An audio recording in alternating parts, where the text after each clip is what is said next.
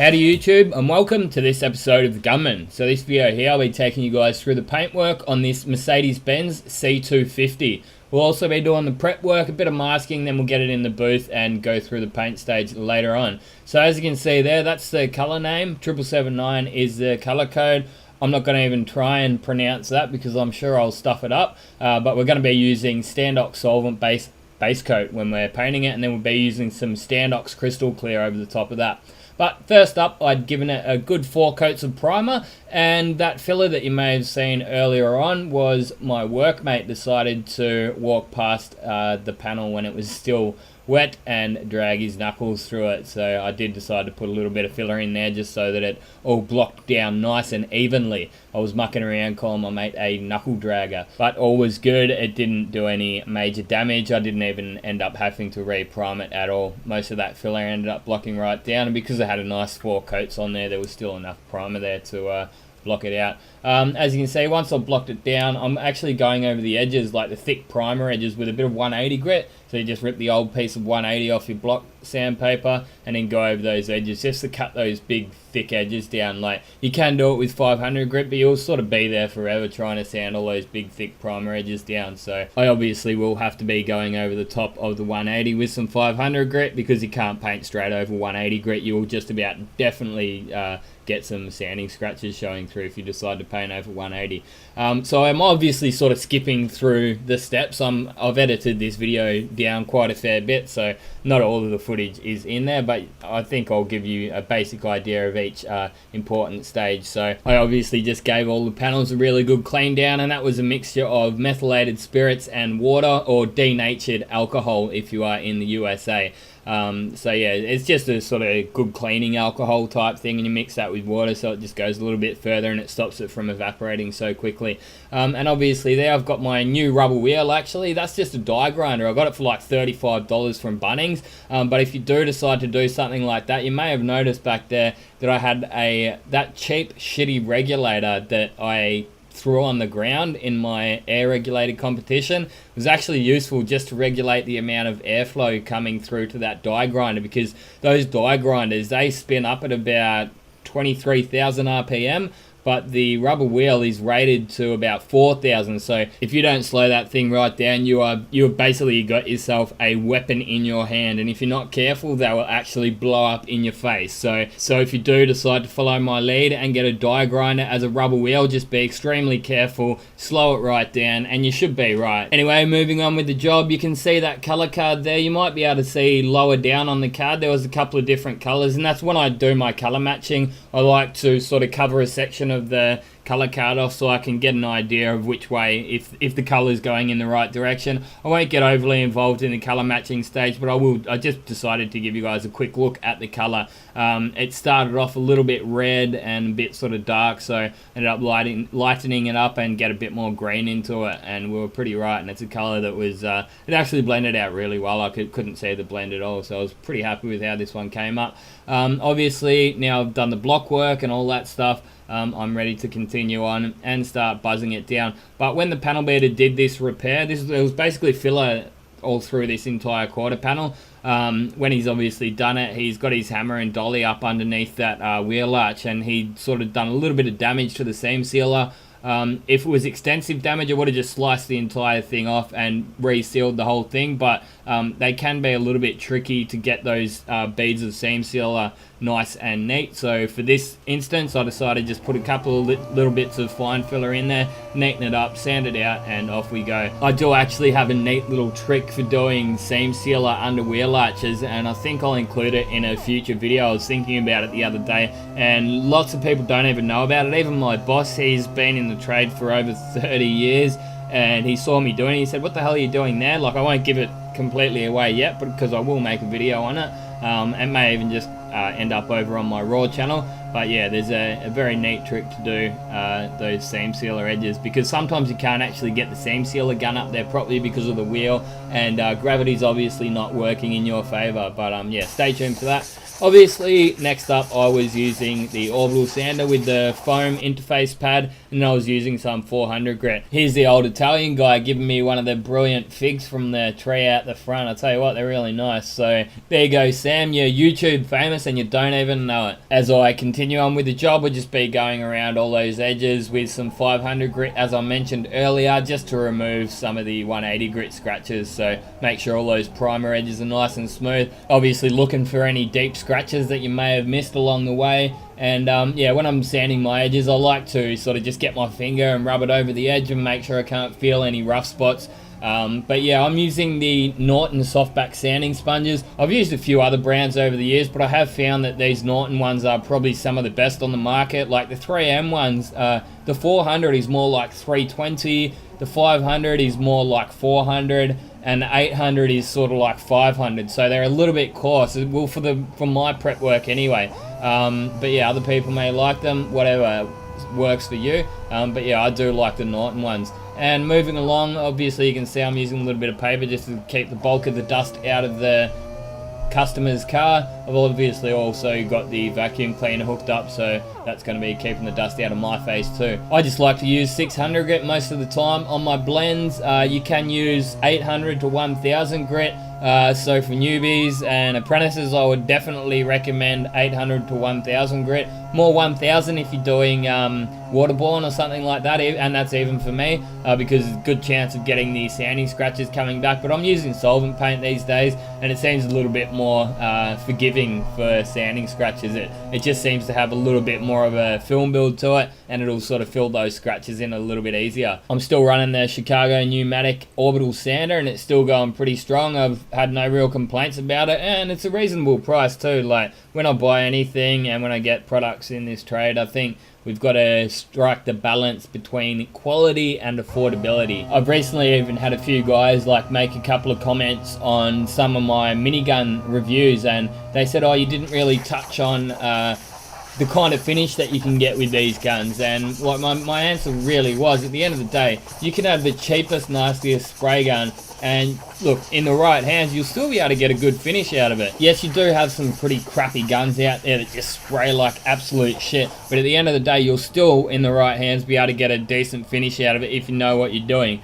And if that is the case, if they do, you know, spray like crap out of the box or whatever, I will make a point of that. But most of the time, you're able to get a good finish with just about any single spray gun. And yeah, the rest of it just comes down to build quality and affordability as far as I'm concerned, really. As you can see now, I'm just going around all the edges with a 800 grit softback sanding sponge. So I'm right to blend straight over that. Again, it's something that most people don't do. They usually like to use, say, 1000 grit or grey Scotch Brite, but I'm pretty hardcore and I know the limits that I can go to. And as you'll be able to see in a few minutes, I'm able to get some, yeah, awesome finishes out of it. I do prefer to use the 800 for a few reasons. It actually knocks the top of the orange peel out, so you got like a clean slate to go over the top of. Like, you're not going over the top of orange peel already. Like back in the day, we used to just like block our repairs down, buzz the primed area down with the orbital sander. We'd then just scotchy the rest of the panel. Like, we wouldn't even face it down with the orbital sander like we do now. I didn't even know that you were able to do that, and a guy told me once, he's like, man, just buzz them all down with 500, like on your dark colors, and maybe 800 on the lighter colors, like silvers and stuff like that. I gave it a shot and it works heaps better. And I still do remember this one job. It was like a silver Kia, like piece of shit van or something like that, and they've got a really bad orange peel in them. I painted it and you could actually see this sort of flat spot around where the repair was, and because all I'd done was Scotch Brite the surrounding areas, you could, like, the old orange peel was coming through the paint. As long as you've sanded most of the panel flat, those little bits of orange peel around the edges that I'm talking about aren't going to be a massive deal, but I still like to take them out, you know, depending on the job. And if I'm in a hurry, sometimes I will just use Scotch Brite around the edges. You know, it is a little bit quicker, but I find, especially like on a nice car like this, it's only really going to take you an extra 2 or 3 minutes, if that, to use the 800 grit sanding sponges, and yeah, I think it makes for a nicer job anyway. It's those little 1%ers that make for a better job at the end of the day, you know, making sure they're wrapped up really nice when you're doing your masking stage. And you probably note that up the top of that door there, I always backmask them. Like, you've got other painters and they just mask a line straight through the top of where the belt mold sits up the top of that door. I don't like that, you know. If the owner decides to pull his door apart and pull that off, to me it just looks, it doesn't look right. It's just messy, and it's like someone hasn't sort of taken the time to do the job properly. That's why I see it, you know. And I've got to be careful myself, also not getting into bad habits, you know. I'll see how the guy's doing it, and it's not going to mean that I'm going to follow their lead and say, yeah, I'm going to save you know, really, what, 20 seconds by doing that. I'll just speed up my prep work and I'll catch the time up there or whatever it be. Like, one of my classic lines to apprentices is rubbed faster, and 99.9% of the time they will. And the way, like what I was saying to my fellow tradesman the other day, I said, you see that? He was always capable of rubbing faster. Why wasn't he doing it in the first place, you know? There's an old saying, people say, work smarter, not harder. I reckon that was made up by a lazy man. My motto is work smarter and harder, and if you work smarter and harder, you're just going to be better than the competition, and you will be the best out there. That's the way I look at it anyway. Don't be lazy. Don't just work smart, not hard. Work smart and hard. I'm not shy of a hard day's work, and I think you get a good sense of satisfaction at the end of the day when you can turn around and have a look at the amount of cars you've painted and the quality of the jobs that you've done, and say, yep, I've done that. I've, you know, can sort of give myself a pat on the back. Like, I had this guy made a comment on one of my other videos, and he goes, oh, self-praise is, you know, not really a desirable trait. And I said, well, one of the best things in this trade is to be able to sit back at the end of the day and say, yep, I'm happy with the day's work I've done, and it was productive, and I've done some good quality work as well. But each to their own, I guess. If he wants to sit back at the end of the day and say, I did a shit job, and he's happy with that, well, good on him, you know. That's not me. Oops, sorry if I got a little bit sidetracked there again. Just started ranting and talking shit again, but I guess that's what you guys love about Gunny. Just tells it like it is and tells my opinion, I guess. Anyway, we're continuing on to put the base coat down. I'm using my favourite base coat gun at the moment, which is the Segola 4600 Extreme. I've got the 1.3mm on it, and I'm running the Aqua Air Cap. I've actually used this Aqua Cap for clear coat, and it works just fine, but not quite as good as the GVR Clear Air Cap. So yeah, I find that the Aqua is good for base coat, Clear is good for clear. I do actually have the Titania and HVLP. To be honest, I haven't even used the HVLP Air Cap yet, but Titania, I don't know, it just didn't seem quite as good as the DVR Clear for clear coat for me anyway. These guns are actually available now because I did get them, yeah, probably about 2 or 3 months before they were even available to the general public. For some reason, Segola decided to give a few online personalities some early release guns, but now they are available to the general public, and most distributors do have them in stock. I've kept the settings the same on this as my few previous videos, but what I've been doing is 1.5 bar pressure. I've got it on 4 turns out with the fluid and full fan. So this is actually the digital one, and the pressure adjustment is just down the base of the gun above the air fitting, so it's pretty cool. Little adjuster there, it moves nice and freely. Look, honestly wouldn't really say that the digital is any better than the analog, because it's not. It's actually exactly the same gun, but you just got the digital readout on the handle there. Personally, I wouldn't say to get it over the standard one. You know, you're probably going to pay an extra $100 or $200 just for the sake of a digital gauge. You know, yes, they're cool, but I'd sooner have that $100 in my pocket and, well, save it up at this point in my life. But yeah, that $100, that's $100 closer to retirement or semi-retirement. That's my plan at this point anyway.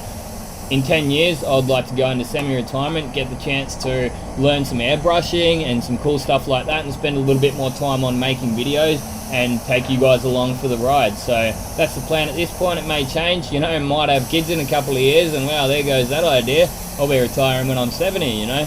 You want to give your kids the best life that you can, but yeah, who knows what the future's going to hold. But one thing I can just about guarantee is I'll be making YouTube videos for the rest of my life. Moving on with the job, you can obviously see that I've gone and got coverage over all the primed areas. I'm then giving it a good tack cloth down just to get rid of any of that sort of misty, dry overspray that you will collect on the panels. And then I'm using my ANI F150 for the blending clear, or 599 is the actual product code of what I'm using here. Using that at a 1-to-1 ratio, just with standard thinners. Basically what that stuff does is fills in the sanding scratches from your prep work, and it allows your base coat to blend into it nice and even. Like if I was to do this kind of color, it's got a lot of silver and a lot of metallics in it, a lot of pearls. If I was to not use that, you can just about guarantee that there will be sanding scratches in it, even if you did try blending it out as best as possible.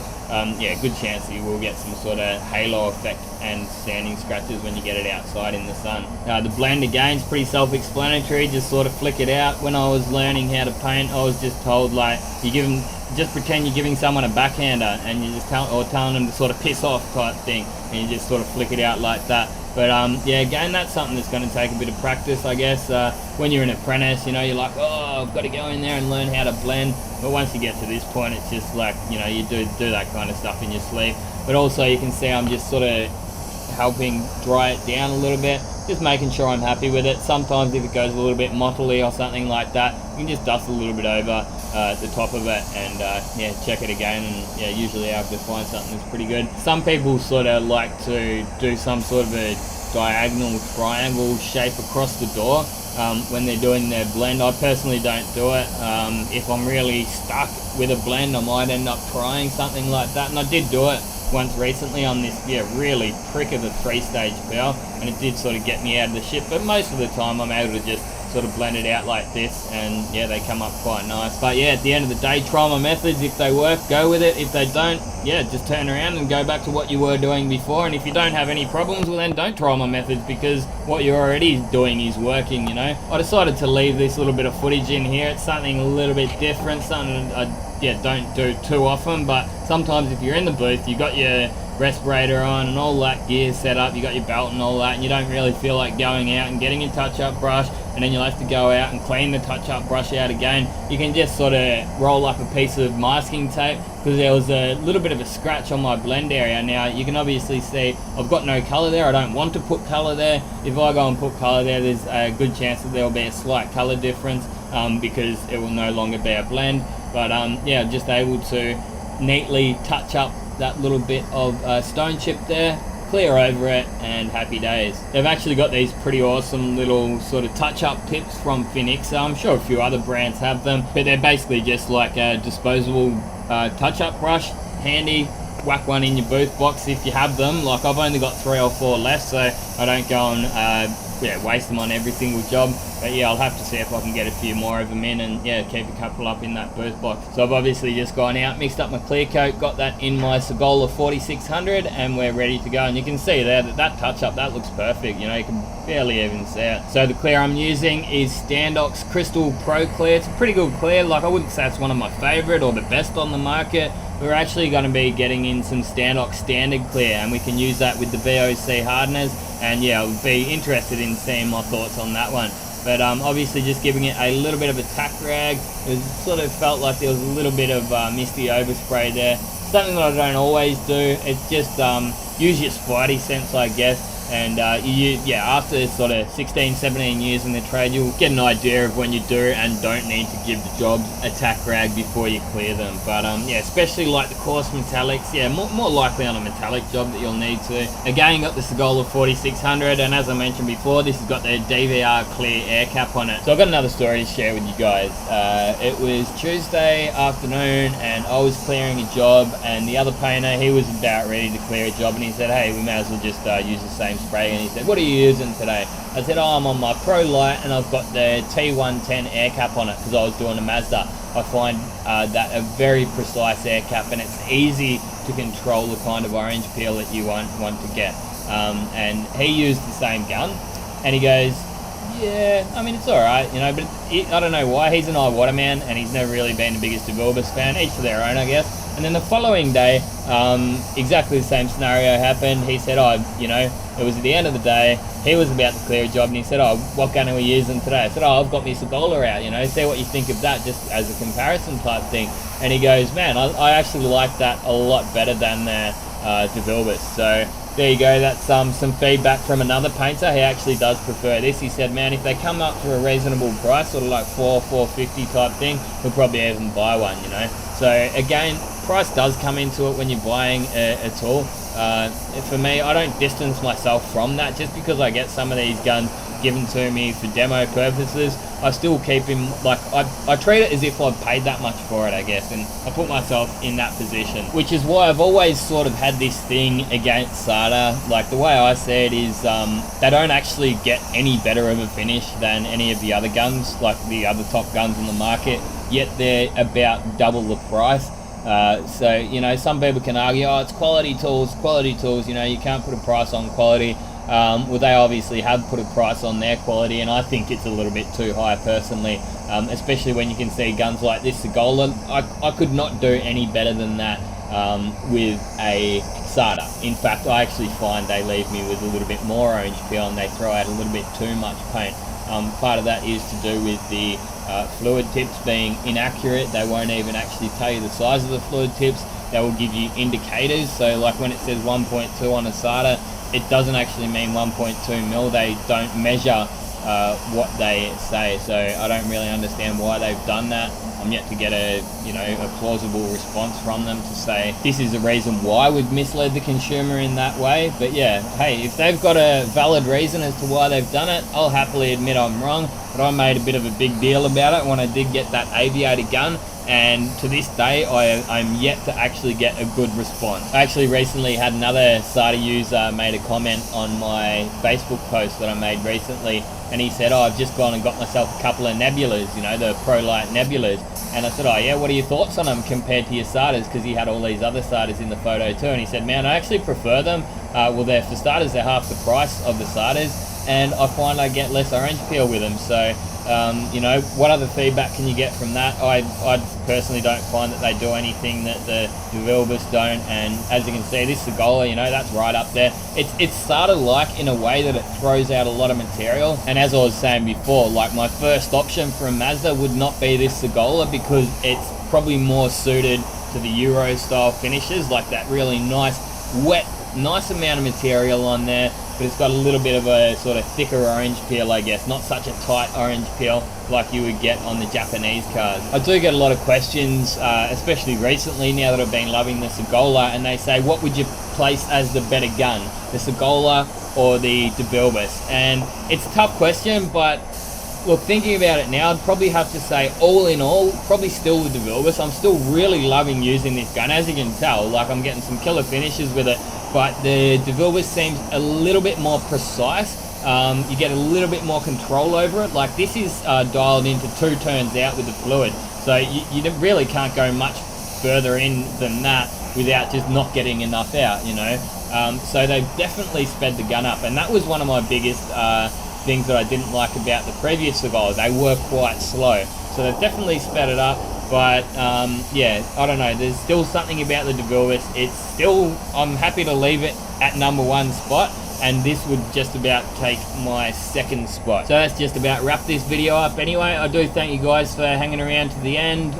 Yeah, I had a bit of fun making it, and thanks for listening to my rants as always. Also, welcome to all my new subscribers. I've recently had record numbers on my views as well. I made this Range Rover Evoque spray painting video, uploaded it. It sat at there around 20,000 views for, I don't know, 2 or so weeks, and next thing you know, it just went crazy. It just went gangbusters, and it's sitting on 260,000 views as I speak. So it must have made it onto like the YouTube watch page or recommended videos or something like that, and it's just gone absolutely insane. And that's brought in a lot of new subscribers. So yes, as I say, welcome, thanks for subscribing, and obviously a big thanks to all my loyal subscribers who have continued to support my work throughout the years. Unfortunately, this is the best footage I've got of the car sort of outside of the booth. I did miss it on the way out. I am a busy man, and I'm always in there painting the next car. If you'd like to get your hands on some Gunman merch, this is just a bit of a screenshot of the kind of things that you can get over there at thegunman.net.au.